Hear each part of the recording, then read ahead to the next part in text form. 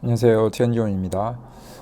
오늘은 또 다른 물건에 대해서 한번 분석을 해보도록 하겠습니다. 농지연금용 물건 분석을 몇 차례 진행을 하고 있는데 결론부터 말씀드리면 매입과 동시에 이득이 되는 굉장히 좋은 물건들에 대해서 소개를 시켜드렸습니다. 오늘은 저에게 따로 연락이 오신 그 구독자분께서 보고 계신 어떤 물건에 대해서 저에 대해서 물건 검토를 요청을 해주셨는데 그 물건이 굉장히 좋은 농지연금용 농지로 보였습니다. 그래서 그 낙찰까지도 하셔서 굉장히 좋은 물건이 있어서 이 물건에 대해서 분석을 하는 시간을 갖도록 해보겠습니다.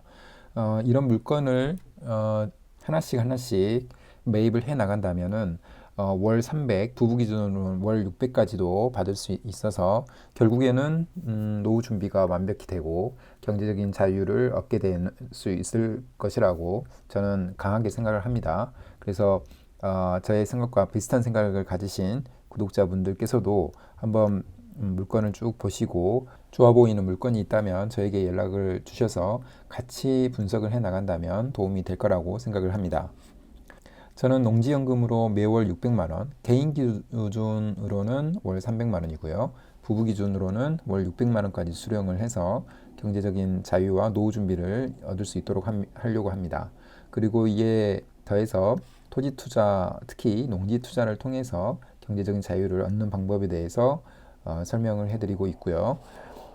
간단히 그 흐름을 살펴보면 농지는 가장 싼 토지이고 매년 물가 상승률만큼 오르는 하락하지 않는 지속적으로 우상향하는 안전자산이라는 믿음에서부터 출발을 합니다. 그리고 또 한 가지의 특징적인 것은 우리는 농지를 반값으로 매입을 하려고 합니다. 그래서 반값 매입을 통해서 리스크를 최대한 줄이고 반값으로 매입함과 동시에 이득이 생기는 그런 쪽으로 진행하려고 하고요. 그러면 반값 농지가 많이 있느냐?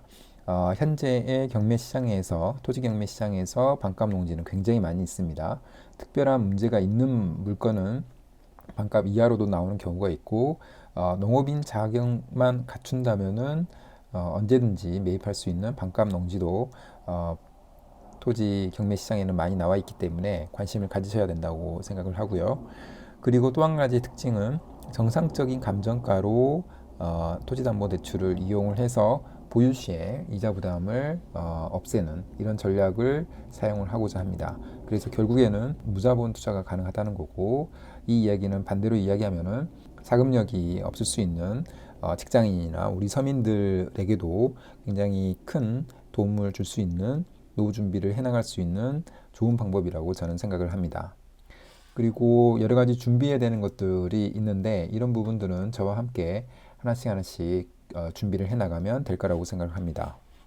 구독자분 중에 한 분께서 이런 메일을 좀 보내주셨습니다.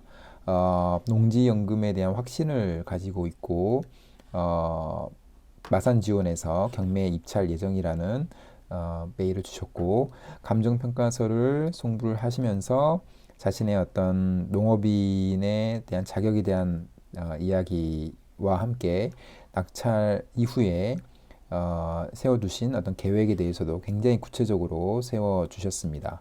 그리고 배우자께서 만 60세 때 농지연금 신청을 하고 그리고 본인은 63세 때 20년형의 농지연금 신청을 하려고 하는 농지연금에 대한 계획까지도 굉장히 구체적으로 세워주신 분이고요. 그리고 결론적으로 이 물건에 대해서 입찰 전에 분석이 가능한지 저에게 연락이 왔습니다. 그래서 저도 함께 보게 됐고 사실은 이분 같은 경우에는 농지연금 분석 노트라고 해서 굉장히 구체적으로 세워두신 노트를 자필로 기록을 하시면서 분석을 해 나가셨습니다. 제가 보고 굉장히 깜짝 놀랐고 저 역시도 배울 점이 굉장히 많구나 하는 생각을 갖게 됐습니다. 기본적인 가격에 대한 분석을 공시지가와 그다음에 시세를 통해서 실거래 내역을 통해서 가격 분석을 해주셔서 지금 나와 있는 물건이 굉장히 가격적으로 메리트가 있다라는 점을 생각해 주셨고 그다음에 용도 지역 분석을 통해서 이 지역은 평범하지 않게 도시 지역에는 들어가지만 주거 지역과 자연 녹지 지역이 반반 섞인 이런 농지라는 점을 또 확인해 주셨고, 그 다음에 출구 전략 역시도 굉장히 구체적으로 세워 주셨습니다. 근데 결국에는 출구 전략은 농지연금 외에는 없다라는 어떤 결론에 도달하셨고, 제가 봤을 때도 다른 출구 전략보다도 농지연금용으로 만 쓸 수 있는, 또는 역으로 얘기하면 농지연금용으로 쓰기에는 굉장히 최상의 조건인 농지라고 생각이 들었습니다. 그리고 농지연금 금액에 대한 수익도 몇 가지 안을 가져가면서 어떤 형태로 어떤 상품으로 농지연금을 받을 건지에 대해서 예상까지도 하신 그런 분석 노트를 같이 보게 됐습니다. 그래서 굉장히 꼼꼼하시고 굉장히 잘 분석을 하신 분이라고 생각이 듭니다. 그래서 그 물건을 보면은 이게 경남 함안군 가야읍에 있는 전입 물건이고요. 약 한 362평에 해당하는 물건이고, 감정가가 1억 4,800인데 최저가가 26%인 3,890만 원 정도에 나와 있는 굉장히 싼 물건이었습니다.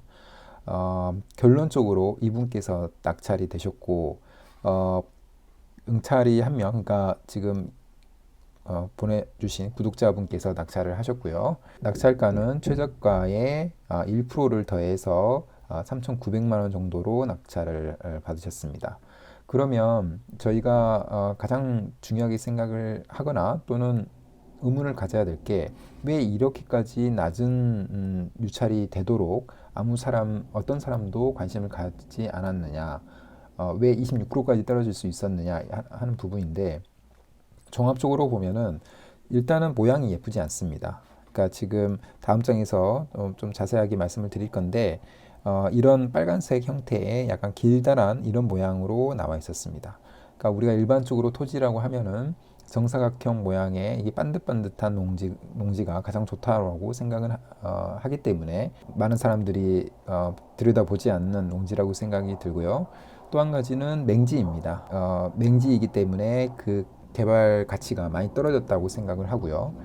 또 한 가지는 이분께서 가보셨지만 굉장히 농사를 짓기 어려운, 그러니까 뭐 풀이 많이 나 있다든가 이런 대나무가 있다든가 하는 부분이 있었습니다. 그래서 농사를 짓기 어려운 부분도 있다고 생각이 들었고, 또 한 가지는 농지증이 필요한데, 다음 장에서 드릴 것처럼 일반적인 농지증이 아니라 이런 대나무 등을 다 없앤다는 조건 하에서 농지증이 나오는 거기 때문에 이러한 네 가지 정도의 이유로 인해서 26%까지 떨어졌다고 생각이 듭니다. 사실은 이 물건은 저는 개인적으로 농지연금으로서는 최고의 물건이라고 생각합니다. 무엇보다 가격 메리트가 너무나 강력합니다. 그래서 매입을 함과 동시에 1억 정도의 이득을 바로 볼 수 있는 이런 물건이라고 보이고요. 그러면 이런 네 가지의 부분들은 어떻게 해결하느냐? 모양이 이쁘지 않는 거 농지연금과는 전혀 관계가 없습니다. 그리고 맹지라는 부분 농지연금으로 전혀 관계가 없고요. 농사 짓기 어려운 부분은 이 부분은 그 대나무를 없앤다든가 하는 식의 어느 정도의 조치는 필요합니다. 사실 이제 이 조치만 한다면은 전혀 문제가 없는 거고요. 농지증 같은 경우에도 이런 원상복구 계획에 대해서 충실하게 설명을 하고 그 계획대로 실행을 한다면 문제가 없는데, 이 부분 역시도 잘 준비하셔가지고 입찰을 하기 전에 이미 농지증을 발급을 완료한 상태이셨습니다. 그래서 모든 게 완벽한 그런 준비를 하셨고 실제로 굉장히 낮은 가격에 낙찰을 받으셨던 그런 물건입니다. 그 토지 분석을 몇 가지 사이트를 통해서 해보면 디스코라는 앱을 통해서 굉장히 많은 정보를 얻을 수 있는데, 보시면 용도 지역이 제2종 일반 주거 지역으로 나와 있습니다.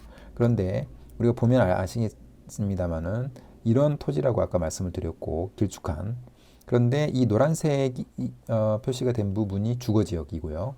이 초록색으로 표시된 부분이 자연 녹지 지역입니다. 사실은 저의 경험으로는 이렇게 한 필지 안에서 용도 지역이 나누어진 경우는 많이 보지는 못한, 문의를 해봤을 때 사실은 주거 지역 같은 경우에는 농지증이 불필요한데 자연 녹지 지역과 겹쳐 있기 때문에 농지증이 필요하다는 의견을 받았습니다. 그래서 이런 부분도 가격이 떨어진 그 요인이라고 생각이 들고요. 그 다음에 이용 상황이 죽어나지, 그러니까 아무런 농도로 사용하고 있지 않는 그런 지역의 농지였던 거고요. 그래서 직접 가보면 굉장히 쓸모가 없게 느껴지는 그런 농지라고 생각이 들 정도의 죽어나지입니다. 그리고 아까 말씀을 드린 대로 도로와 접해 있지 않기 때문에 이런 부분이 유찰이 계속된 가장 큰 이유라고 생각이 들고요.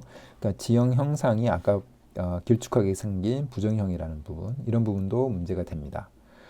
그리고 토지 이음을 통해서 어떤 지역, 지구 등의 지정 여부라든가 어떤 행위 제한 이런 부분들을 다 확인을 해보면 특별히 문제가 될 거는 없고요.